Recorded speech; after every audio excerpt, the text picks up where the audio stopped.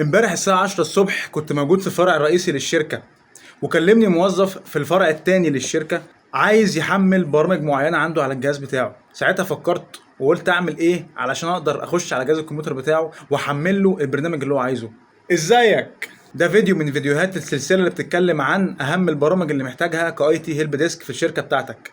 النهارده هنتكلم عن برنامج مشهور جدا اسمه الاي ديسك او التيم فيور. في برامج كتير قوي، ده بيسمح لي اعمل ريموت اكسس او اقدر اخش على اي جهاز كمبيوتر في اي حته طول ما هو متوصل بانترنت، علشان اقدر اتحكم في الجهاز كله واقدر افتحه واحمل برامج واشيل او احط ملفات عن بعد. وفي برضو فيتشر موجوده تبع الويندوز اسمها ريموت ديسكتوب. الثلاث برامج دول بيسمحوا لي ان انا اقدر اكسس او اقدر افتح جهاز الكمبيوتر ده عن بعد.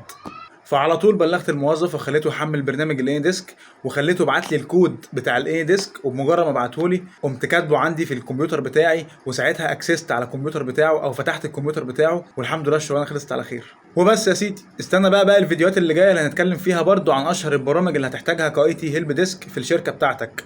لو عندك اي سؤال يخص مجال الاي تي او اي حاجه مش فاهمها تخص مجال الاي تي، اكتب لي في الكومنتات وهرد عليها ان شاء الله في الفيديوهات اللي جايه. ما تنساش تصلي على النبي. سلام.